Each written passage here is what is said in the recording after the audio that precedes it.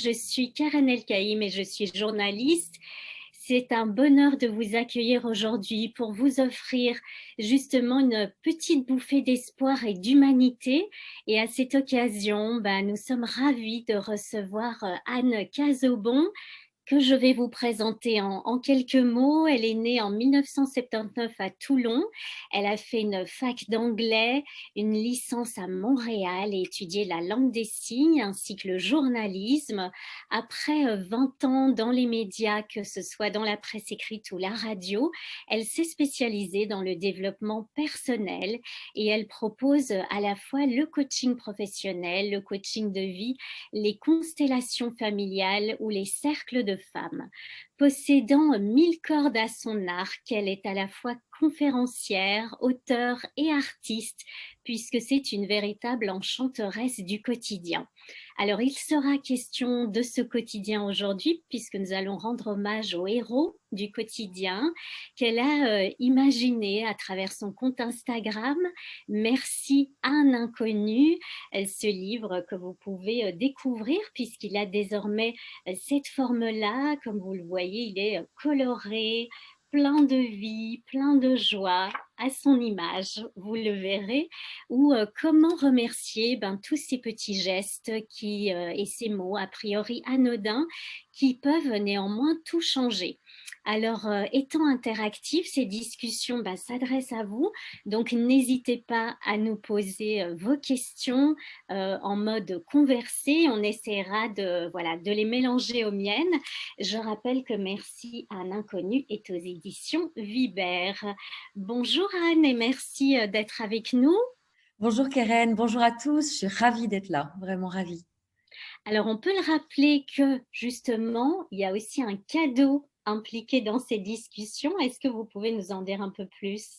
Oui, l'idée, c'était vraiment de vous rencontrer, vous abonnés du compte peut-être, ou en tout cas lecteurs qui suivaient les aventures de Merci un inconnu. L'idée, c'était aussi de vous remercier en vous offrant des livres tout au long de cette discussion. Il y aura un tirage au sort qui va être fait et certains d'entre vous qui se sont abonnés, donc qui ont déposé leur adresse mail pour recevoir le lien Zoom de ce webinaire, recevront un petit mail qui leur indiquera qu'ils ont été tirés au sort, sélectionnés et qui recevront un ouvrage dédicacé.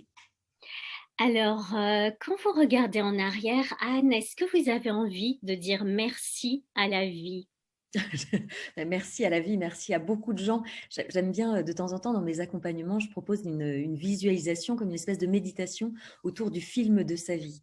Et à la fin, l'idée, c'est vraiment de remonter jusque presque à sa conception, sa toute petite enfance, et puis ensuite d'aller encore plus loin, même vers des âges avancés, et de voir à la fin de sa vie une espèce de générique de fin comme ça, avec vraiment un remerciement à tout un tas de gens, justement, connus ou moins connus, qui auraient été là à des instants précis de sa vie, de vraiment cette personne qui vous aurait redressé, relevé tout petit, étant tombé de votre vélo, ou un instituteur qui serait venu poser des mots valorisants, courageux. Donc oui, profondément, je dis merci à la vie. Je dis oui aussi à la vie. Ça, c'est pendant longtemps, j'ai dit non à la vie, je crois, vraiment profondément, de manière un peu déguisée.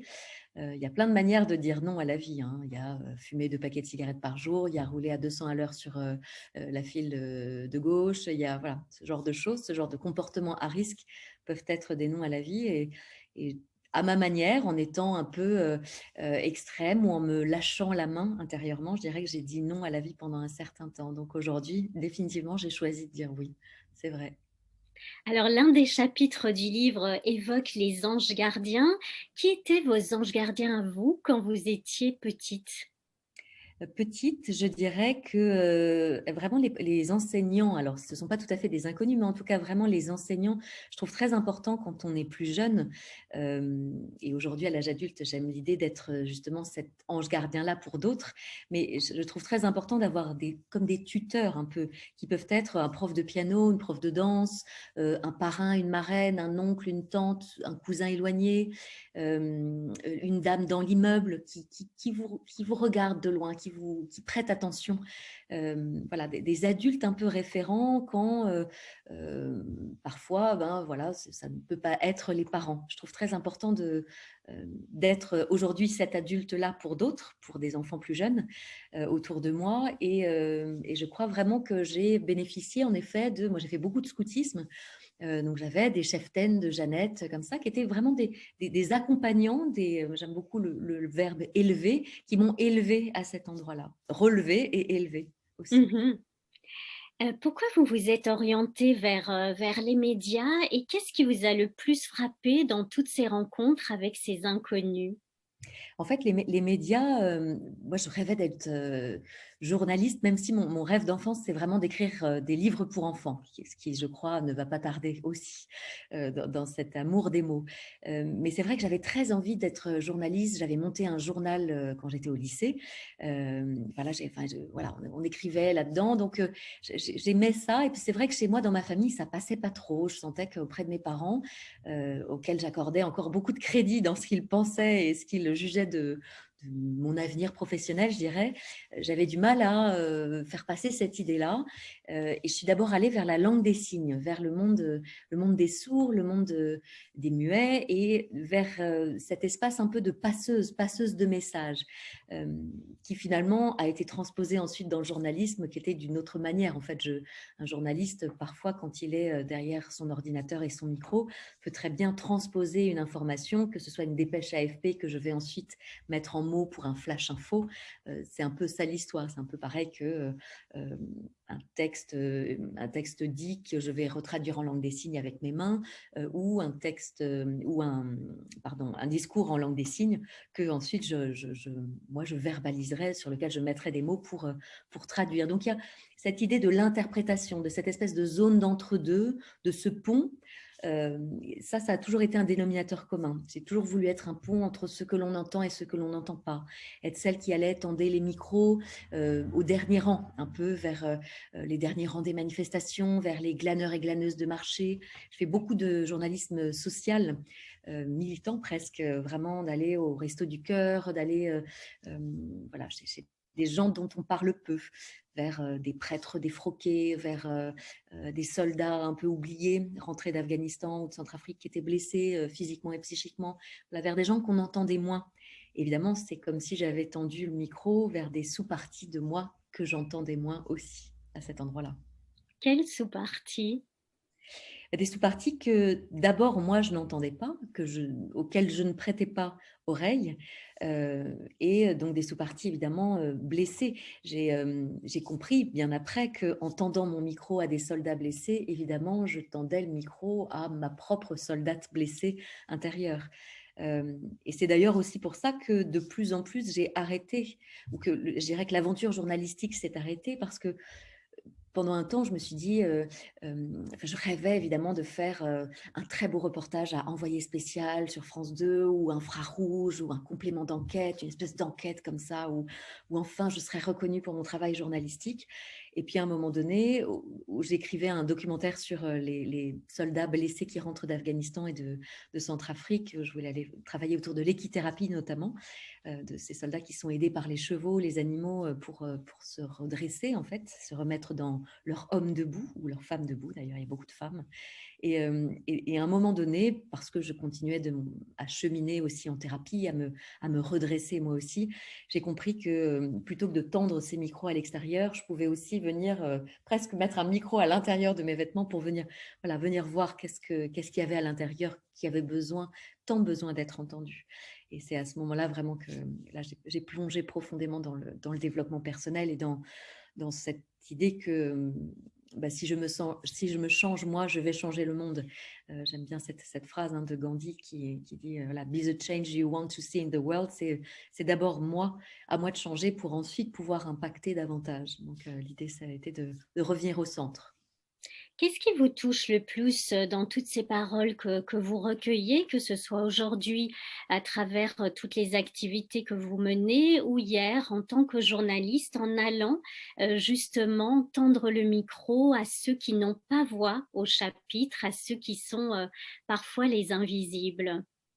Je retiens que justement les invisibles, ou en tout cas les laissés pour compte, ou ceux auxquels on ne tend pas le micro, ne rêvent que d'une seule chose, souvent, c'est on les repère, qu'ils dénotent, qu'on les remarque dans une foule dense. J'entends beaucoup. Je me souviens d'une discussion comme ça avec une amie qui m'avait dit, je trouve ça terrible quand il y a un accident d'une célébrité ou d'une star, et ben finalement, si c'est le même accident avec quelqu'un qui n'est pas connu, finalement, ça parle aussi du prix d'une vie. Pourquoi est-ce que l'un a droit à des éloges, a droit à une couverture presse, presque médiatique, à ce sujet-là, et d'autres pas du tout, par exemple. Et c'est vrai que l'inconnu, c'est évidemment chacun en soi, c'est le prix d'une vie, c'est le prix d'une vie. Et ça n'a pas de prix tellement c'est précieux la vie. Et donc, j'ai cette idée-là de donner justement de la lumière à toutes ces histoires d'inconnus qui forment et qui constellent un puzzle d'humanité. C'était aussi ça le projet, en fait. C'est que la personne qui sauve quelqu'un d'un accident de voiture ou qui va juste dire un compliment à cette personne-là qui peut-être vraiment avait une période difficile, qui avait peut-être des idées noires et sombres, à cet endroit-là, elle est héroïque. Et donc à cet endroit-là, ça mériterait d'être aux 20 heures. Et c'est pour ça que je jubile quand je vois la couverture médiatique dont bénéficie le projet Merci un inconnu, parce que c'est aussi important pour moi. Voilà, quelqu'un qui vient dire une phrase réconfortante, revitalisante à une jeune adolescente qu'une action, qu'un reportage de quelques minutes qui pourrait être diffusé aux 20 heures. Dès les premières pages, vous nous confiez que vous-même, ça vous est arrivé à plusieurs reprises dans votre vie et vous le disiez au début de ces discussions, c'est que longtemps vous avez eu ce que vous appelez la fascination de l'abîme, l'appel du vide et le nez au bord du gouffre. Qu'est-ce qui fait qu'un jour, alors que vous ne vous y attendiez pas du tout, un inconnu vous a sauvé?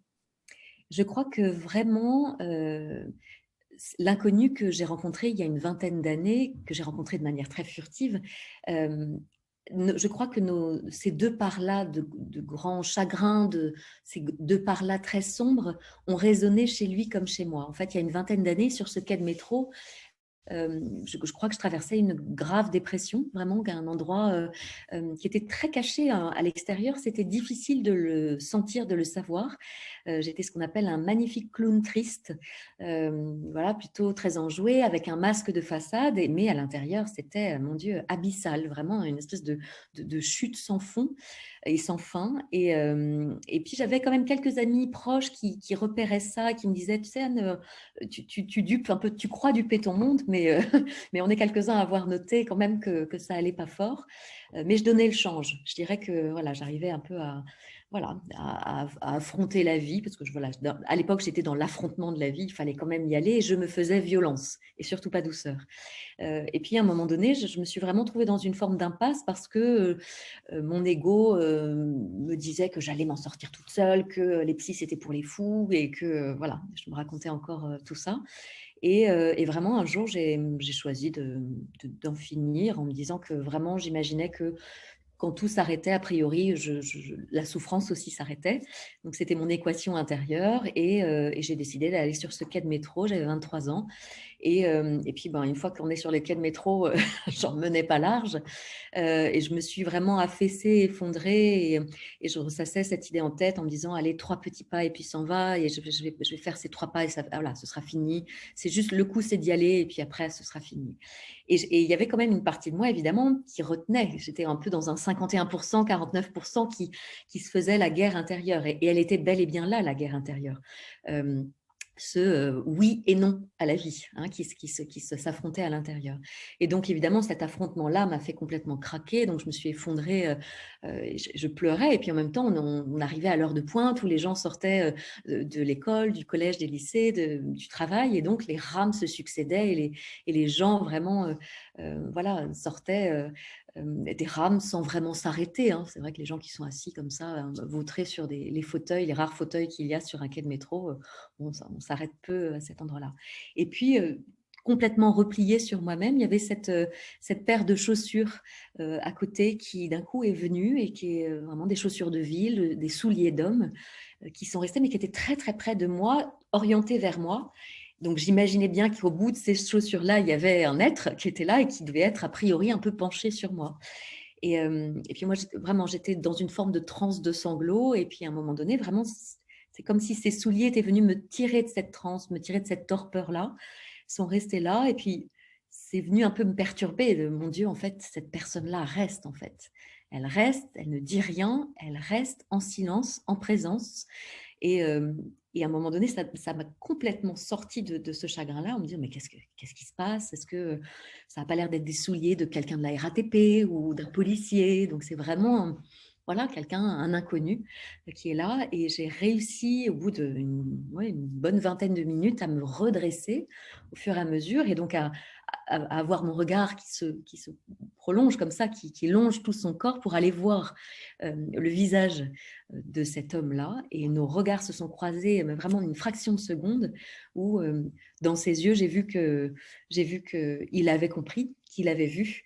Et dans ses yeux, j'ai compris que je voulais vivre, surtout, et que je ne pouvais pas tolérer ce regard-là posé sur moi, qui était le regard de mon Dieu, tu allais en finir. C'était tellement terrible pour moi d'oser regarder ça en face, évidemment, d'oser regarder cette noirceur-là et ce non à la vie, qu'on s'est vraiment juste regardé une fraction de seconde. Et je me suis levée et j'ai détalé comme un lapin. J'ai couru, j'ai gravi les marches 4 à 4 de la station de métro, et j'ai couru pendant 1 heure dans Paris pour remonter dans mon petit appartement et me dire, OK, donc en fait, il faut que je retrouve ce papier avec un numéro de thérapeute qu'on m'avait confié il y a quelques années. Il faut que je retrouve. Donc, j'ai retourné mon appartement et j'ai envoyé un SMS à cette femme thérapeute qui m'a donné rendez-vous le lendemain à 9 h du matin. Et c'est là qu'un long chemin de résilience et de guérison s'est entamé, en fait. Comme le dit si justement Annabelle, parfois il suffit de peu et on s'en rend parfois même pas compte. Alors au sujet de ce livre, il est d'abord né d'un conte. Comment est-ce que vous avez eu l'idée de créer ce compte Instagram qui s'appelle Merci à un inconnu dès le début du confinement et qui rencontre un succès incroyable? Alors c'est vrai que Merci un inconnu, cette idée-là me trottait en tête depuis bien longtemps. J'avais depuis donc cette vingtaine d'années évidemment tout un parcours autour de l'inconnu, l'autre, l'alter ego, d'aller un peu au contact de mes semblables, d'aller entrer en lien avec eux, de leur donner des petits mots dans les transports en commun, d'être très intéressée. Et puis mon métier de journaliste évidemment ne faisait que nourrir cet appétit de l'autre, cette curiosité de l'autre, de faire des reportages, d'aller rencontrer des gens avec des parcours extraordinaires, de venir relater ça. Donc, j'aime les histoires et la puissance des histoires. Donc, évidemment, je dirais que ces inconnus-là ont toujours été dans ma vie. J'avais envie de faire je voulais faire un carnet d'autographes d'inconnus et me promener dans la rue comme ça et demander à des inconnus qui me signent des autographes. Voilà, j'aime cette idée du jeu dans la sphère urbaine de toute façon. Donc voilà, j'avais cette idée de Merci un inconnu. Et puis, lors d'un été, une émission de radio, je m'étais dit, tiens, dans mon émission de radio qui parlait de développement personnel à l'époque, je m'étais dit, tiens, ce serait sympa d'avoir des auditeurs qui nous racontent un peu leurs belles histoires. Et puis, ça me permettait de tester. Moi, j'aime bien tester des idées comme ça. Et ça avait été chouette. J'avais reçu plein de témoignages, mais c'était resté un peu confidentiel le temps d'un été. Et vraiment, au tout début du confinement, c'est très... c'est très. Il y a des gens qui disent quand ils ont une intuition forte qu'ils ont entendu comme une voix à l'intérieur. Ben moi, c'est vraiment ça, mais c'était presque comme si on me donnait un ordre en fait. C'était tellement tellement abrupt, tellement certain. C'était empli de certitude de c'est exactement ça qu'il faut faire et rien d'autre en fait. Il faut que tu lâches tout ce que tu fais et tu vas faire un compte Instagram Merci un inconnu. Et donc vraiment c'est ce que j'ai fait au tout début. Je crois que le compte a été créé le 15 mars ou 17 mars. Enfin voilà, vraiment au tout début dans cette phase un peu de sidération où les gens faisaient la queue devant les supermarchés pour acheter des pâtes et du papier toilette ou d'un coup, moi je me souviens d'avoir reçu des messages d'anciens amoureux que je ne vois plus depuis des années ou d'anciens amis me dire est-ce que tout va bien, est-ce que enfin, voilà, il y avait vraiment quelque chose même j'ai reçu des SMS de demande de pardon pour des choses, mais comme si vraiment c'était l'apocalypse, la fin du monde, ou s'il y avait encore quelques paroles à prononcer, c'était maintenant. Et donc peut-être que c'est dans ces endroits-là d'ailleurs que les belles idées naissent, hein, s'il ne me restait que 5 minutes à vivre, qu'est-ce que je voudrais créer pour le monde? C'est peut-être pour ça d'ailleurs que cette idée-là est descendue, peut-être qu'elle était un peu en l'air à un endroit, c'est Elisabeth Gilbert qui dit ça, et David Lynch aussi beaucoup. C'est vraiment les idées, elles sont là en l'air, et puis à un moment donné, si je suis ouverte à cet endroit-là, si j'ai voilà, une forme de réceptivité à cet endroit-là, bah, c'est moi qui l'attrape et qui peut la descendre dans la matière. Et c'est Voilà, c'est ça qui s'est passé. Je me suis attelée à mon ordinateur à créer une forme de template, comme on dit aujourd'hui dans le jargon digital. Mais voilà, j'avais ces couleurs-là que j'aimais beaucoup. Je voulais quelque chose d'extrêmement lumineux, pétard, voilà, avec des bleus électriques, des roses fuchsia. Et puis, je voulais vraiment que les histoires soient remaniées de manière poétique, parce que vraiment la poésie est importante voilà, dans cette douceur du quotidien, ces espèces de vraiment de petites parenthèses enchantées au milieu voilà, du chaos et de la décharge électrique que peut être le milieu urbain.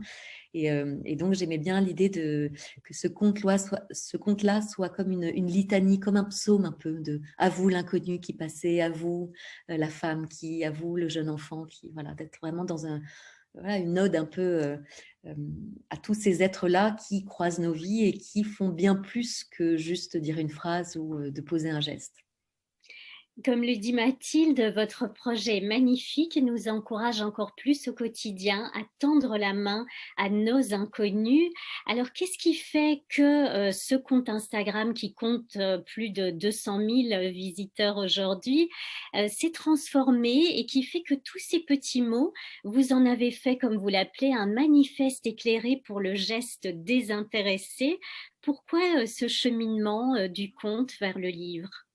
Alors, d'abord, juste pour répondre à Mathilde, c'est vrai que ce qui est très intéressant et ce qui est une espèce de double effet qui se coule, en fait, qui est venu après, ce que je comprends, c'est que c'est l'exemplarité aussi de ces histoires-là qui donne des idées aussi à chacun. Je reçois énormément de messages de gens qui me disent, mais je ne savais pas comment aider, je ne sais pas comment faire, moi, dans ma vie pour, à mon humble échelle, à mon petit niveau, ben voilà, faire des choses pour les autres. Et en fait, l'exemplarité de l'histoire permet de dire, un, que c'est possible, deux, que tout le monde peut le faire. Voilà. Moi, j'ai une passion absolue pour Thomas Pesquet. J'ai pleuré devant sa deuxième envolée. Là, je suis fascinée. Je regarde absolument tout ce qui se passe. Mais Thomas Pesquet, c'est un être extraordinaire. Il parle 5 langues. Enfin, voilà, il est vraiment extraordinaire. Et il fait des choses grandioses. Et j'adore l'idée que nous tous, sans forcément parler 5 langues, être surentraînés, etc., on puisse aussi faire des choses grandioses à une autre échelle, ici sur Terre, à notre niveau. Et si chacun s'y met, on va tous réussir à embarquer tout le monde de cette manière-là. C'est un cercle vertueux. Euh, le livre est arrivé, le livre évidemment était en tête a toujours été en tête depuis un moment. Il est arrivé par une rencontre avec Émilie Rebourg des éditions, Émilie Le Rebourg des éditions Vibert, qui est vraiment venue me chercher. Et moi, je suis toujours touchée comme ça de la spontanéité d'un échange, de la spontanéité j'ai vu ce que vous faites, il faut en faire un livre en fait. Travaillons ensemble, collaborons. Et ce que j'ai trouvé très beau, très chouette aussi, c'est que les éditions Vibert soient venues très tôt dans le procédé et pas une fois que, bah, ça y est, aujourd'hui on est à 224 000 abonnés. Donc c'est ça qui est beau aussi. Il y a une belle communauté, mais qui soit venue où il y avait 60 000, je crois, abonnés à l'époque. Donc c'était un compte voilà, qui grandissait, mais on n'était pas à l'endroit du phénomène que c'est aujourd'hui. Et donc, moi j'ai toujours voilà, beaucoup de gratitude pour cela et puis de fidélité aussi à cela, je trouve. C'est comme les célébrités qui restent pendant des années avec leur amour de jeunesse et qui voilà, ne savaient pas à l'époque qu'ils deviendraient millionnaires. Quoi que, je trouve ça beau d'entendre l'envie d'un éditeur d'accompagner un projet vers l'objet solide, parce qu'évidemment il y a beaucoup de monde, il y a 224 000 abonnés sur le compte Instagram, mais il y a évidemment bien plus de gens à l'extérieur, je dirais, d'Instagram, qui sont intéressés, qui sont touchés par les histoires de Merci un inconnu. Et effectivement, on me répétait souvent, ah mais non, mais moi je suis pas sur Instagram, ou des personnes parfois aussi plus âgées me disaient, mais moi ça me dirait bien en fait de lire ces histoires-là, mais je suis pas très réseaux sociaux. Et je trouvais très dommage qu'ils soient privés de voilà, de ces bonbons, voilà, de ce baume au cœur que puissent être ces histoires posées sur une table de chevet, sur une table du salon, glissées dans un sac à main, à lire dans les transports en commun aussi, dans des moments un peu difficiles. Donc évidemment que le livre était une évidence et peut-être que ça n'est que le premier d'ailleurs. Alors Annabelle nous dit que dans vos paroles, elle pense souvent à la chanson, à nos héros du quotidien de Soprano. Comme on le disait, donc il s'agit d'un véritable manifeste à vos yeux, c'est vraiment construit à l'intérieur, d'un projet et d'ailleurs vous écrivez, «Ceci est bien plus qu'un livre, c'est un mouvement, lequel et en quoi il nous redonne foi en l'humanité?» Moi, j'adore le mot mouvement d'abord. Le mot mouvement, c'est vraiment la vie. Et la vie n'est que mouvement. La vie est impermanence. Donc évidemment que le Covid, ça va pas durer tout le temps. Mais et en même temps, le Covid nous invite ou la Covid nous invite à nous mettre en mouvement, à nous adapter. Et dans cette si on fait société ensemble, c'est ça qui est très intéressant en fait, parce que ces histoires d'humanité, elles parlent d'interaction entre les gens. Elles parlent de je vous ai croisé, je vous ai vu, j'ai repéré que ça n'allait pas, j'ai fait quelque chose et j'ai disparu. Donc ce sont des petites parenthèses, des petites scénettes, mais qui en fait, si on mettait une espèce de drone un peu qui filmait tout ça de haut, c'est comme si d'un coup ça allumait des petites lumières comme ça, comme si on était en haut au-dessus d'un hall de gare, par exemple, avec vraiment des passants de partout, à Châtelet-Léal à 18h. Imaginez, ça se croise dans tous les sens. Et puis d'un coup, hop, il y a, ah pardon, vous avez fait tomber votre manteau. Attendez, je vous aide à porter les valises d'un côté. Oh madame, vous êtes très très bien coiffée. Voilà. Et d'avoir comme ça plein de petites lumières qui s'allument un peu partout, comme au moment où la nuit tombe et où d'un coup les lumières s'allument dans les immeubles. L'idée, c'est vraiment de venir entrer dans un cercle vertueux. C'est aussi pour ça que je parle d'égrégore. L'égrégore, c'est vraiment comme cultiver un esprit d'équipe. Il y a en accompagnement, coaching, thérapie, peu importe quel que soit le mot qu'on donne à tout cela, en accompagnement, on donne souvent l'exemple d'un exercice qui a déjà été prouvé, donc un test qui a été fait. Il y avait 3 équipes. L'idée, c'est de jeter des formes de palets, de pièces contre un mur comme ça et de s'en approcher. La première équipe, ils ont un coach et le coach est très positif. Il leur dit oui, oh, la prochaine fois tu y arriveras bientôt, oui, ah, c'était à 2 centimètres la prochaine, tu y es presque, etc. Il n'est que dans des paroles positives. La deuxième équipe, le coach n'est que dans des paroles dépréciatives. Oh, mais c'est pas possible, qui m'a filé une équipe de bras cassés pareil, et voilà, encore à côté, et voilà, oh là là, c'est pas possible. Et la troisième équipe, le coach ne dit rien, absolument rien, que la personne jette à côté, soit dans le mille ou pas du tout. À votre avis, quelle est l'équipe qui arrête la première? Non, quelle est l'équipe qui gagne? Celle qui est positivée? Dans 100% des cas, c'est l'équipe qui a un coach positif, qui reçoit des paroles positives, qui reçoit des stimulations positives, qui gagne. 100% des cas. Et dans 100% des cas, l'équipe où il n'y a aucune stimulation, aucun plus, moins, pouce en l'air, pouce en bas, etc., à chaque fois, cette équipe-là arrête même avant la fin du jeu, parce qu'elle ne trouve pas de sens. Parce qu'il n'y a pas de sens, en fait. Et donc, évidemment, que si je suis en permanence encouragée, nourrie, etc., alors évidemment, ça parle de l'enfance, ça aussi. Et c'est aussi en cela que parfois, c'est intéressant de voir si je suis capable de prendre les compliments ou pas. Et c'est pour ça aussi que dans les histoires que les gens m'envoient, parfois il y a merci à vous qui m'avez donné ce compliment. Sur le coup, ça m'a tellement choquée parce que j'y étais pas habituée que j'ai pas osé vous dire merci. Et donc maintenant, mince, vous avez disparu. Donc j'écris un merci à un inconnu pour vous remercier. Et donc c'est très intéressant de regarder. C'est pour ça que Merci à l'inconnu, c'est bien plus vaste. Ça nous invite à regarder qu'est-ce que j'accepte dans ma vie, quels sont les cadeaux de la vie que j'accepte. Et moi, comment j'en donne. Donc d'être dans ce don, recevoir, réception, comment je donne, comment je reçois. L'autre jour, j'aime bien faire des expériences comme ça. L'autre jour, j'avais un bouquet de tulipes et j'ai décidé, j'avais partagé ça en story du compte, j'avais décidé d'aller donner ces tulipes à des femmes dans la rue en me disant, comme si je me branchais un peu, en me disant, tiens, cette femme, elle a vraiment besoin de recevoir une fleur aujourd'hui, je lui tends une fleur. Et c'était très intéressant de voir certaines femmes vraiment accueillir, mais avec un grand sourire, oh merci, mais comme si c'était normal qu'on les honore, parce qu'en fait, voilà, elles sont à leur endroit de je suis reine dans mon royaume, bien sûr que je reçois une fleur comme ça d'une inconnue dans la rue, tout est tout à fait normal. Et il y avait celles qui disaient, mais quoi, non, comment, qui avaient peur presque que je les frappe, ou, enfin, et qui n'acceptaient pas du tout ce qui se passait. Donc c'était voilà, très éloquent, ça parlait de soi, de quelle manière aussi je reçois les bonnes nouvelles, les mauvaises nouvelles, les cadeaux de la vie, les rencontres.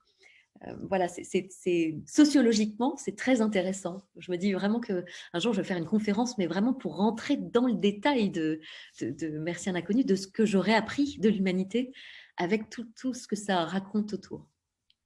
Alors Mélanie vous dit, «Merci Anne, cela fait du bien, ces parenthèses» et c'est vrai que ce qui est très révélateur dans ce que vous dites à travers ces 3 exemples, ces 3 façons, d'encourager, ou non des équipes, je pense que vous qui nous écoutez, vous voyez ça tous les jours dans le monde du travail et on devine laquelle de ces tendances, domine actuellement.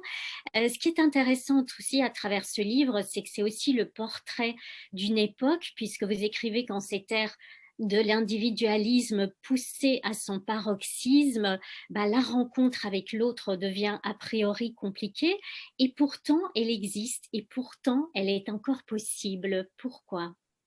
Et bien sûr qu'elle existe parce que l'homme solitaire est voué à dépérir, déprimer. S'il n'a aucune interaction, il se laisse mourir. C'est ce qui arrivait d'ailleurs aux enfants. Souvenez-vous du scandale des orphelinats en Roumanie, où il y avait ces bébés qui étaient laissés vraiment dans des mouroirs presque, ou qui n'étaient jamais stimulés, auxquels on venait jamais faire gouzou gouzou, ou enfin voilà, les caresser, ou leur chanter une chanson, ou prendre soin en fait. Et si je n'ai aucune interaction avec l'autre, je me laisse, voilà, je n'entre pas en lien et je dépéris. L'homme est un animal social et donc évidemment qu'il entre en interaction. Alors parfois, s'il n'a pas été habitué justement à entrer en interaction de manière bienveillante, avec un esprit de soin, bah, il peut rentrer en interaction un peu avec des gants de boxe. Et donc ça, évidemment, hein, les transports en commun un peu serrés les uns contre les autres, la fatigue, le masque, voilà, le 18 mois ou presque de confinement, le ras-le-bol général, les enfants à la maison, le télétravail, etc. Donc c'est vrai que sa capacité d'endurance est un peu entamée et donc évidemment peut rentrer dans de l'électricité, mais il rentre en interaction. Une engueulade, c'est une interaction. Euh, c'est vrai qu'il y a une forme il y a quelque chose quand même autour de ces smartphones où on a tous le nez rivé. Moi, je dessinais les gens dans le métro pendant des années. Et donc, au début, ils étaient avec leurs livres. Et puis ensuite, ils étaient sur leur smartphone. Alors, c'était pas mal parce qu'ils ne me voyaient pas. Donc, moi, je pouvais dessiner un peu en cachette. Comme ça, j'avais 5-6 stations, le temps de vite croquer un profil ou quoi au caisse. Bon, alors maintenant, avec le masque, les yeux rivés comme ça, les cheveux qui tombent, ça devient très difficile. Donc, j'ai arrêté. J'attends que peut-être d'aller les dessiner dans des parcs. Au moins, là, il y aura peut-être moins de masques. Mais, mais c'est vrai que cette interaction-là, j'y crois encore vraiment beaucoup. Et ce conte-là le vérifie, en fait. C'est ça c'est une hypothèse que j'ai fait en créant ce conte-là dans on va voir. On ne saura jamais si on n'a pas essayé, donc on va voir ce qui se passe. Et vraiment, ces histoires-là qui affluent racontent aussi raconte une société, raconte une contemporalité. Au début, je recevais des histoires, alors on était tous verrouillés chez nous, et je recevais des histoires de voyage, beaucoup. Parce qu'évidemment, c'est souvent dans ces contrées sac à dos, voilà, qu'un individu va pouvoir vous aider à peut-être gonfler un pneu d'une voiture enlisée dans une rizière en Chine. Peut-être que ça va être quelqu'un qui va vous prendre en stop ou vous héberger sous une mousson au fin fond d'un pays voilà, lointain. Donc, il y avait quelque chose de très bizarre d'être enfermé à l'intérieur et de recevoir tous ces souvenirs de voyage, d'inconnus, étrangers qui ne parlaient pas la langue ou qui, au contraire, vous ne me connaissiez pas et j'ai pu vous raconter toute mon histoire et vous m'avez donné les meilleurs conseils du monde. Donc, je recevais tout ça. Et puis, très vite, de nouvelles histoires sont arrivées, des histoires de confinement aussi, donc qui étaient datées, puisque je pouvais voir en effet dans les récits de chacun que voilà, ça parlait de masques, ça parlait avec la période que l'on vit, donc ça sous-entendait que c'était des histoires plus récentes. Et je trouvais très intéressant que juste une espèce d'appel aux histoires, d'appel à témoignages, les gens essayaient de se remémorer. Et vous, ouais, alors moi, vraiment à qui je dois une fière chandelle? Ah bah oui, il y a ce type-là en voyage, etc. Et puis des choses de plus en plus récentes et puis presque de plus en plus quotidiennes en fait. Et donc, ça parle bien d'une gymnastique de l'esprit, ça parle bien d'une pratique presque de développement personnel à un endroit et donc développement collectif, puisque l'idée, c'est pas juste de s'occuper de son petit nombril, c'est quand je m'occupe de mon nombril, ensuite, je vais mieux et je peux m'occuper des autres. C'est exactement ce que fut mon chemin et ce qu'est mon chemin. Il y a 20 ans, j'aurais jamais pu me mettre au service du collectif. comme je le fais pour Merci un inconnu.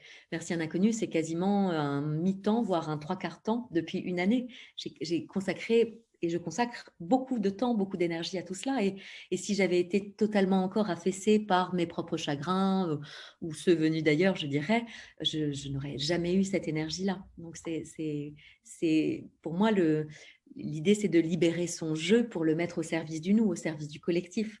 Et donc, c'est intéressant aussi de voir les commentaires sur le compte, de voir certaines personnes dire ah bah c'est pas à moi que ça arriverait cette belle histoire-là, ou au contraire, merci de me montrer que c'est possible. Euh, et la personne qui dit ah c'est pas à moi que ça arriverait cette belle histoire-là, elle est encore à un endroit à patauger dans son chagrin, et donc elle ne peut pas encore se mettre dans une ouverture à l'autre. Pas encore tout à fait à cet endroit-là, parce qu'il y a encore quelque chose qui est au milieu du chemin, qui est un obstacle encore à cet endroit-là. Donc voilà, d'où l'intérêt aussi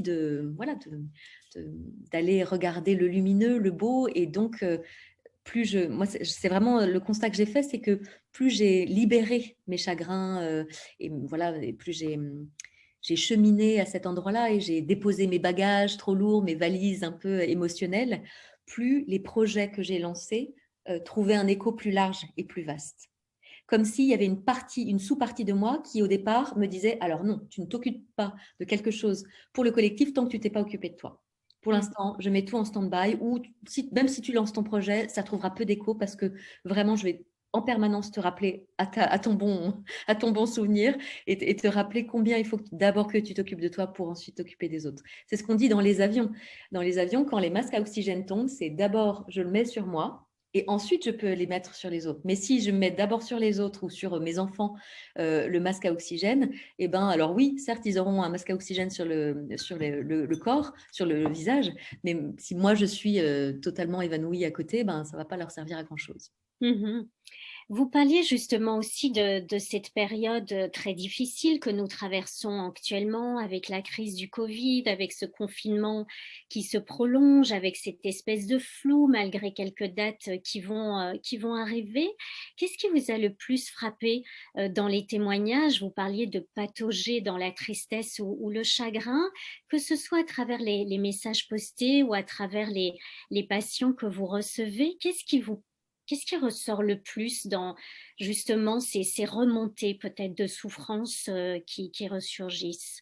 Alors, pour rester dans le positif, parce que moi, en tant qu'accompagnatrice, ce que je remarque, c'est que je pense que la moitié des séances que je propose, aujourd'hui, les gens viennent avec leurs enfants.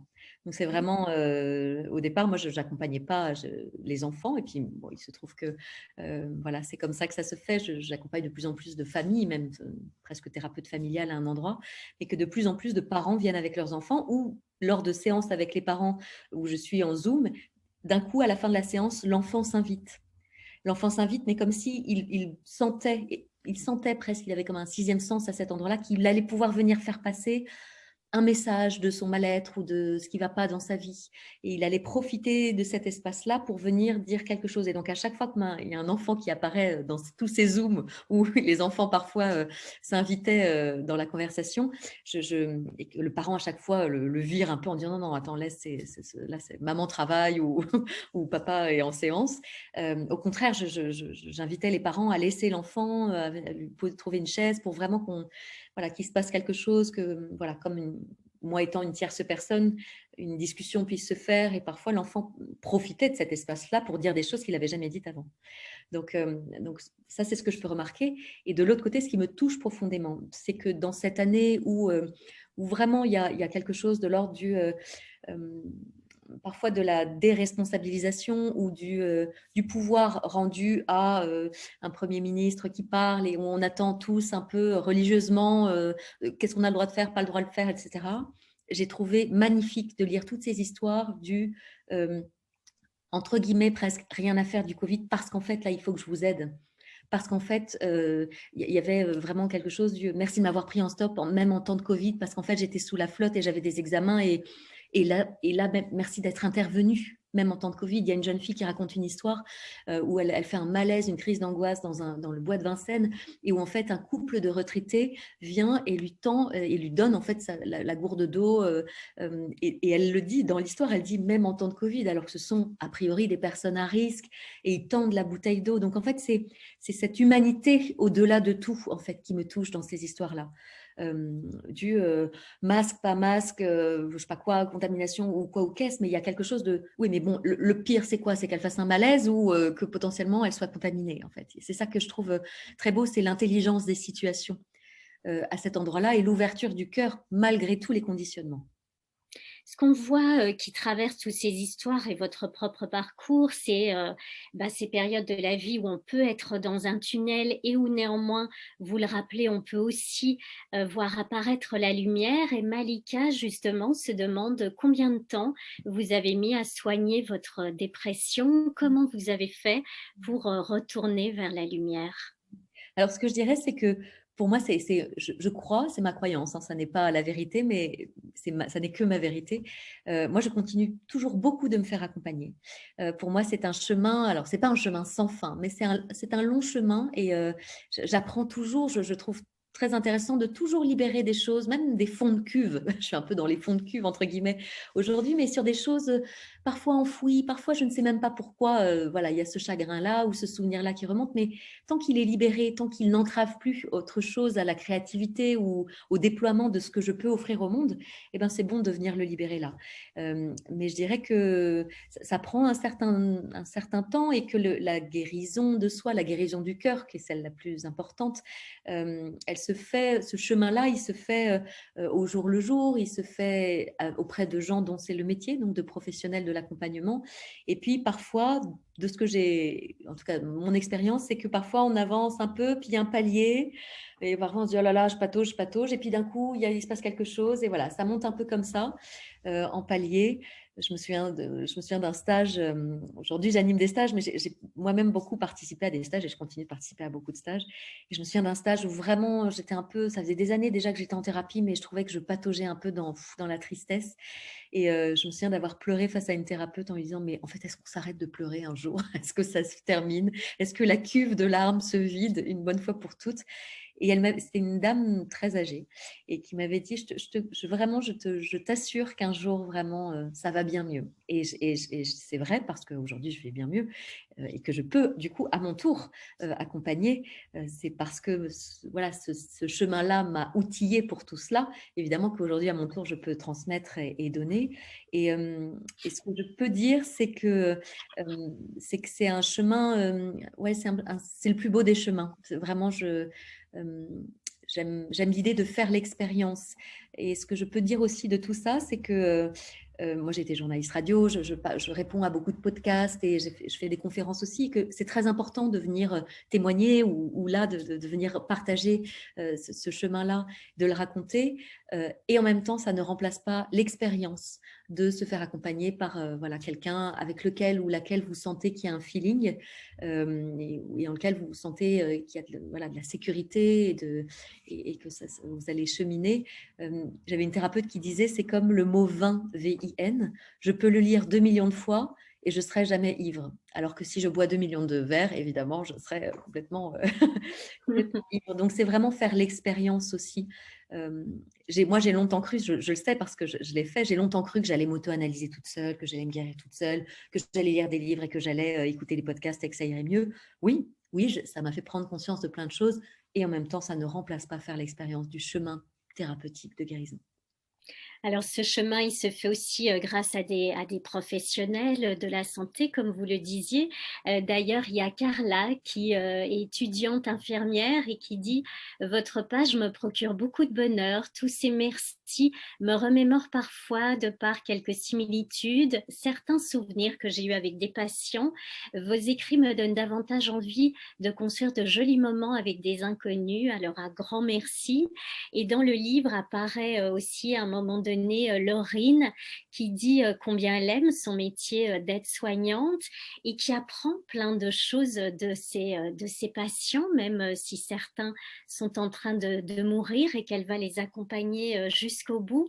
Qu'est-ce que vous apprenez justement de tous ces êtres qui viennent se confier à vous, qui viennent déposer leurs mots, M-O-T-S, mais aussi leurs mots, M-A-U-X? Ouais, c'est très beau ces témoignages de soignants parce que c'est vrai que il y a des professions comme ça où on est en interaction avec des gens juste pour un temps. Et évidemment que les soignants sont en plus de ça en interaction avec des gens en vulnérabilité, fragilité, souffrance, et les accompagnent pour un temps ou parfois en fin de vie. C'est vrai qu'il y a beaucoup de remerciements pour des soignants, pour des sages-femmes aussi. Alors moi je pense très fort aux sages-femmes qui vivent, voilà, qui vivent une période difficile. Pendant des années de journaliste, j'ai passé une année à la Pitié-Salpêtrière à promener mon micro auprès des sages-femmes et à écouter leurs griefs et leurs demandes d'être reconnus davantage. Donc, vraiment, le personnel soignant, évidemment, ce sont beaucoup de merci à un inconnu parce qu'on ne se souvient pas du nom de l'infirmière, peut-être un prénom sur un badge, mais on se souvient d'une main posée, de quelqu'un qui sort un peu des clous de sa fiche de poste à cet endroit-là, qui va revenir, qui va... moi, je me souviens que les sages-femmes, c'était merveilleux. Quand l'enfant avait besoin d'être éloigné de la mère, juste le temps de faire des soins, il y avait des sages-femmes qui sortaient leur téléphone, qui prenaient plein de vidéos et de photos de l'enfant et qui ensuite déposaient leur propre smartphone à la maman, toute un peu ensuquée, un peu endormie entre péridurale, etc., pour que la maman puisse avoir un contact visuel avec l'enfant qu'elle venait de mettre au monde. Mais donc, elles filaient leur propre téléphone portable. Je trouvais ça, mais d'une dévotion absolue, voilà, d'une grandeur d'âme à cet endroit-là. Donc je trouve que vraiment, voilà, il y a des... C'est ça que j'apprends, en fait, pour répondre à votre question. C'est que l'humain est immense et vaste, plein de ressources, et que en permanence, en fait... moi, pendant très longtemps, je me disais, mais j'aurais pas assez d'une vie pour vivre tout ce que je veux vivre dans ma vie. J'ai plein de projets, j'ai plein d'envies et j'ai surtout envie de rencontrer plein de gens. Et donc, j'adore l'idée de recevoir toutes ces histoires-là qui sont d'autres réalités que la mienne. Il y a ce livre magnifique d'Emmanuel Carrère qui s'appelle D'autres vies que la mienne, mais c'est ça. En fait, c'est d'entendre d'autres vies que la mienne et d'être ce réceptacle à cet endroit-là, de recevoir. Donc, à l'époque, c'était en message privé du compte. Parfois, les gens me laissaient des messages audio, donc j'entendais la voix des gens, j'entendais. Moi-même, je leur laissais des petits messages, c'était plus rapide. Et puis maintenant, sur le compte, ils peuvent déposer via un lien en haut, dans la page bio du compte, leur histoire. Donc parfois, je reçois des grands pavés qui me donnent beaucoup de contexte pour qu'ensuite, moi, je puisse à cet endroit-là être la charnière, un peu qui transforme l'histoire en plus petit récit, évidemment, puisqu'on ne pourrait pas avoir... voilà, l'idée, c'est d'homogénéiser un peu les histoires et puis d'alterner. J'aime bien cette phrase, moi, de Tom Hanks dans Forrest Gump, que la vie, c'est comme une boîte de chocolat, on ne sait jamais sur quoi on va tomber. Et j'aime l'idée que merci un inconnu, voilà, que le conte, on ne sache pas sur quoi on va tomber. C'est quoi le merci du jour qui tombe tous les jours à 9 heures? Est-ce que ça va être un merci totalement héroïque d'un massage cardiaque ou quelque chose voilà, de plus subtil, de plus doux? J'aime l'idée que ça puisse surgir de partout, en fait. Parce que la gratitude, elle peut surgir de partout. Et c'est vrai que le livre est construit aussi un petit peu comme une boîte de chocolat parce qu'on peut picorer, on peut l'ouvrir comme ça à n'importe quelle page et découvrir des textes. Et justement, il y a Mathilde qui demande s'il y a un témoignage qui vous a particulièrement touché. Donc là, vous en avez donné quelques-uns à travers l'histoire de la gourde. Et puis, il y a Jade qui dit que souvent, elle lit les témoignages de votre compte. Ça me fait tellement de bien. Des fois, c'est tellement bénéfique que je les conserve pour les relire à mes proches et les encourager aussi. Merci Jade. Ce qui est très beau dans le mot merci, c'est qu'étymologiquement, ce mot vient du latin qui signifie merces et qui veut dire récompense. Et c'est vrai qu'aujourd'hui, on vit dans cette société totalement consumériste où on est vraiment envahi par la société marchande où presque rien n'est gratuit. Pourquoi c'est important d'insister sur ces gestes désintéressés, sur ces récompenses qu'on peut donner à l'autre ou recevoir? Et c'est vrai, vous avez tout à fait raison, parce que même Blablacar, même sur de l'hébergement, Airbnb à un endroit, c'est un peu ça, tout est monétisé maintenant. Et je me remémorais, hier j'étais interviewée par une radio belge, et je me remémorais que moi, quand j'étais journaliste, vraiment j'ai été très précaire, très pigiste pendant tout un temps. C'est très difficile d'être pigiste journaliste et d'être intermittente du spectacle, et mon Dieu, eux aussi j'ai une grande pensée pour eux, parce que là, ils vont au-devant de quelque chose de voilà, de difficile. Et je me souviens que j'avais fait un documentaire radio en Belgique, et qu'à cette époque-là, j'avais vraiment très peu de sous sur mon compte en banque. Et j'avais fait une petite annonce sur Facebook en mettant une photo de chaton, et en mettant juste en dessous, bon, maintenant que j'ai attiré votre attention, j'ai 5 jours de montage où je ne serai pas payée, je ne serai jamais payée pour ce documentaire-là, qui m'a déjà coûté beaucoup d'argent, mais c'est hyper important. Voilà, j'ai quelques jours de montage. Est-ce que quelqu'un peut m'héberger sur un coin de canapé à Bruxelles?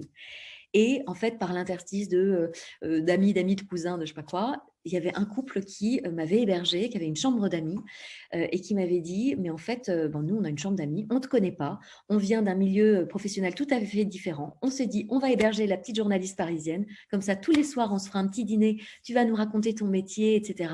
On se dit que c'est un peu comme si tu étais en voyage de passage. Et puis, on fait ça aussi pour notre karma. On se dit que peut-être que dans quelques années, lors d'un voyage au Vietnam ou je sais pas quoi, si le pneu est dégonflé, il y a quelqu'un qui surgira de nulle part et qui viendra nous aider. Donc, on sait très bien que c'est pas toi qui va nous aider en retour, mais que voilà, on le fait c'est lancé dans l'univers, et que quelqu'un d'autre nous aidera à un autre moment. Et donc, c'est cette idée du désintéressé. J'avais trouvé ça magnifique, évidemment, à l'époque, et je leur suis pleine de gratitude encore. Et c'est cette idée-là de la personne qui se détourne de sa trajectoire pour juste aider, soutenir, tendre une main, offrir quelque chose, compléter une addition, tendre un paquet de Kleenex, et hop, qui se remet sur son chemin. Donc, c'est ne pas s'écarter de sa route trop largement, mais c'est juste, ça, je peux faire. Ça, c'est dans mon champ d'action, c'est possible pour moi.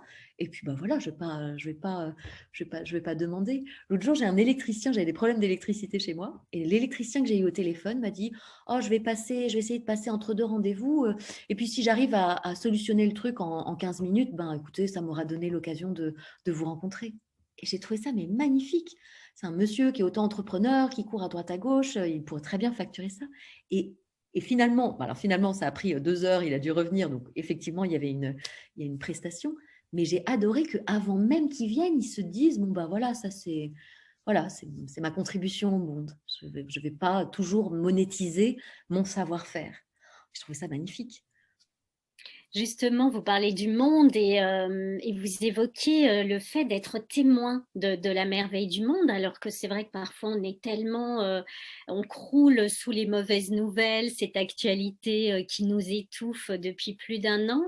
Et c'est vrai qu'il y a Vanessa, par exemple, qui apparaît dans le livre et qui dit qu'il faut vivre chaque moment à fond malgré les noirceurs de la vie. Pourquoi est-ce que c'est cela aussi que vous voulez nous transmettre et qui apparaît sur les réseaux sociaux, parce que c'est vrai qu'on a souvent tendance à les diaboliser, alors qu'au contraire, ça crée aussi du lien, comme vous le disiez au début. Je crois vraiment qu'à cet endroit-là, ça dépend de la paire de lunettes que je choisis de porter dans le monde. Par exemple, moi, je trouve des cartes à jouer dans la rue. Je trouve des cartes, j'ai trouvé une soixantaine de cartes à jouer, mais alors, elles sont à côté, donc je peux vous les montrer. Mais voilà, je trouve des cartes à jouer, des cartes de Uno, voilà, j'ai trouvé plein de cartes, une soixantaine de cartes. J'en ai trouvé une il y a 2 jours. Et de temps en temps, quand je poste ça sur Instagram, sur mon compte personnel, donc il y a des gens qui disent oh, c'est super, c'est magique. Et puis je me souviens pareil d'une amie qui avait mis oui, enfin, Paris est sale. Paris est très sale, donc c'est pour ça que tu trouves des cartes par terre. Et là encore, ça parle de croyance. Là encore, ça parle de avec quelle paire de lunettes je regarde la vie. Évidemment que autour des cartes à jouer que je vais trouver, il y a une crotte de caniche, un masque certainement posé au sol, et que c'est ça. Mais moi, je choisis de regarder la carte à jouer en me disant c'est quand même merveilleux, j'ai trouvé 61 cartes à jouer en un peu moins d'une année. Enfin, c'est magique. C'est magique. C'est quand même fou. J'ai une pile énorme. Ça me fascine. Et puis, c'est une carte. C'est pas un jeu de cartes d'un coup. C'est une carte posée comme ça. J'ai trouvé un valet de cœur un jour sur un quai de métro. J'ai trouvé une carte de grand-mère sorcière au pied de mon immeuble. Enfin, moi, ça me fascine. Je trouve ça joyeux, joli. Et je choisis d'eux parce que la gratitude, c'est bien ça. C'est un choix. Je choisis de regarder la vie avec cette paire de lunettes-là. Alors, ça ne veut pas dire que je suis bénie oui-oui. Croyez-moi, en tant que thérapeute et accompagnante, je regarde très en face le monde et son immonde. J'accompagne beaucoup de personnes victimes d'inceste, qui est une bombe à retardement sociétal, mais c'est un autre sujet. Mais voilà, beaucoup de gens en dépression, beaucoup de gens qui ne se plaisent plus dans leur travail, qui sont en transition de vie, beaucoup voilà, de gens qui sont abattus par la période que l'on vient de traverser et qui déjà étaient un peu à genoux, donc là, qui sont quasiment rampants et qui cherchent du soutien, etc. Donc, je sais très bien quelle est la réalité de ce monde et de la société, mais je choisis d'aller et voilà, de me rebooster par cette magie-là que je peux voir et que je choisis de regarder. Alors Denis dit justement qu'on dirait du Amélie Poulain pour ce côté trouver de la magie dans tous les instants de la vie. Et Lily B nous dit que votre conte est une bouffée de bonheur depuis 1 an. Chaque jour, je commence la journée avec un sourire aux lèvres. Merci infiniment. Et Annabelle ajoute, c'est comme quand on dit qu'on choisit, pardon, de voir le verre vide ou à moitié plein. C'est évidemment ça aussi votre philosophie. Loïs a cette expression très belle dans le livre à un moment donné, se sentir vivant. Quand est-ce que vous, Anne, vous vous sentez pleinement vivante? Ben là, ici, maintenant, tout de suite, avec vous, de parler de ce projet qui me met très en joie, qui, moi, vient chercher ma petite fille intérieure. Hein. J'ai 5 ans depuis tout ce temps, depuis toujours. Et donc, c'est vraiment cet endroit de créativité. Quand je distribue des petits mots, parce que, voilà, au-delà du livre, depuis des années, je fais ça. Et donc, j'ai commencé à me filmer un peu, à faire ça dans les transports en commun. Et je l'ai mis sur le compte en story. Et donc, les gens se mettent à distribuer des petits mots. Donc, c'est aussi ça que j'appelle le mouvement. C'est ce passage à l'action ensuite, de vraiment de venir transformer son chagrin en poésie et de venir distiller des mots à des inconnus aussi pour que, voilà, comme des pépites un peu à distiller partout et que les uns et les autres pourraient glaner ça ou là dans un panier de Vélib, voilà, sur un fauteuil de transport en commun, un abribus, venir trouver ce message-là joyeux, revigorant aussi dans sa vie. Donc, je suis particulièrement en vie et vivante quand je laisse descendre une inspiration que j'arrive à mettre dans la matière et qu'elle trouve évidemment un bel écho comme celui-ci au monde. Là, je suis pleinement alignée dans l'une de mes missions de vie, je dirais, et comme ça me met en joie, dès que ça me met en joie, je me sens vivante. Pour moi, la joie, c'est le curseur. C'est vraiment, si ça ne me met plus en joie, c'est l'endroit où c'est plus bon, c'est plus juste.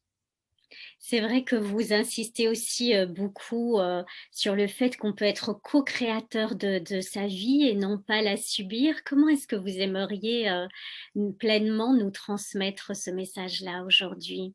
Je crois qu'il y a un vrai déclic et je ne sais plus qui parlait tout à l'heure voilà, de à quel moment, combien de temps ça peut durer la thérapie ou quoi au caisse, ou pour pouvoir réenchanter son quotidien et ensuite celui des autres. Il y a un vrai déclic très important qui est de reprendre l'entière responsabilité de sa vie. Et à cet endroit-là, de sortir du statut de victime. Et d'arrêter de subir sa vie, en fait. Moi, pendant longtemps, là encore, j'ai bien connu de patauger dans une mare de boue et vraiment de m'apitoyer sur mon sort et voilà, voilà, de plier, ployer vraiment sous le poids de plein de choses que je choisissais de me laisser porter, encore une fois, et je pèse bien mes mots. Et donc, à partir du moment où j'ai compris qu'en fait, je m'étais laissé faire ça, ou je m'étais laissé lâcher la main, ou je m'étais laissé traiter de la sorte, je m'étais laissé peut-être malmener dans un travail, ou dans un couple, ou dans une relation avec des amis. Voilà, à partir du moment où j'ai repris ma responsabilité, où j'ai repris les clés de ma voiture intérieure, entre guillemets, et que quoi qu'il se passe, quoi qu'il arrive, je suis responsable de la manière dont ça va m'impacter ou pas. Je suis responsable de me dire, ah, je viens de recevoir ce mail-là qui est un peu difficile, je peux choisir pendant 3 semaines de me laisser vraiment ruminer ça, ou me dire, j'aimais bien la loi des 5, c'est ce qui n'aura aucune incidence dans 5 ans ne passe pas plus de 5 minutes à ruminer ça. Donc ça, c'est vraiment, moi, je me mets un chrono et je me mets une chanson de Michael Jackson, généralement, ou de, ou de Madonna, ou de Beyoncé. Et pendant 5 minutes, je sais pas, je peux m'énerver, taper, etc. Mais ça dure 5 minutes. Mais en revanche, ça a un début et ça a une fin. Et surtout, ça ne vient pas comme ça, une espèce de venin se distiller partout dans ma vie, dans mon emploi du temps, et venir entamer ma joie. Donc vraiment, je crois que cette histoire de responsabilité-là, c'est ce qui a changé ma vie et c'est ce que j'essaye de distiller à droite, à gauche, vraiment dans mes accompagnements, dans Merci à l'inconnu, dans tout ce que je peux proposer. C'est ce que vous appelez justement, une lumière, c'est une résistance qui s'éclaire. Donc j'espère que pour vous aujourd'hui, il y a plein de résistances et de petites lumières, qui se sont éclairées. En tout cas, bah, je rappelle, que le livre est donc, disponible. Merci pour un inconnu aux éditions, Vibert avec, ben, toute cette boîte de chocolat, de merveilleuses petites phrases à savourer. C'est 0 calories. Voilà. Alors, on peut peut-être rappeler qu'il y a des exemplaires à gagner, Anne? Oui, il y a une dizaine d'exemplaires à gagner et donc pour toutes celles et ceux qui nous suivent aujourd'hui, parmi tous les mails et voilà, toutes ces participants-là, il y aura un tirage au sort qui va être fait et vous recevrez un mail pour voilà, prendre contact avec vous et pouvoir vous envoyer ces exemplaires-là. Merci à tous. L'idée, c'était vraiment de vous remercier aussi, c'est aussi l'objet de ce webinaire, c'est de vous remercier de l'accueil que vous réservez aux contes, aux livres. N'hésitez pas à continuer d'envoyer des photos avec le livre peut-être sur un transat, sur peut-être bientôt serviette sur une plage, le livre voilà, où est-ce que vous le lisez, à qui vous l'offrez. Il y a beaucoup de personnes qui me disent qu'ils vont l'offrir à leur maman pour la fête des mères. C'est vrai que c'est un cadeau voilà, qui est un beau cadeau et qui peut servir en plus à toute la famille, qui traînera peut-être sur la table du salon. Et puis, j'avais une amie hier qui me disait ah, mais en fait, c'est un super cadeau à offrir aux maîtresses, aux instituteurs, institutrices aussi en cadeau de fin d'année. On ne sait jamais quoi offrir. Et c'est une bonne idée de pouvoir offrir ce livre-là. On ne sait pas comment leur dire merci. Parfois, on hésite entre leur offrir justement une boîte de chocolat ou autre chose. Et ben, moi, je vous propose d'offrir une boîte de chocolat 0 calories sous la forme du livre Merci à l'inconnu. Eh bien, tous ceux qui nous regardent nous disent, à leur tour merci aussi, pour toute cette joie, contagieuse, que vous nous offrez. Je tiens à rappeler pour ceux d'entre vous qui n'étaient peut-être pas là dans les premières minutes, que cet enregistrement, sera visible en replay, sur Facebook et sur YouTube. En tout cas, merci beaucoup Anne et merci beaucoup à vous qui nous avez, suivis aujourd'hui. Portez-vous bien surtout. Merci à tous. Merci Keren. Merci, à très bientôt. Au revoir. Au revoir.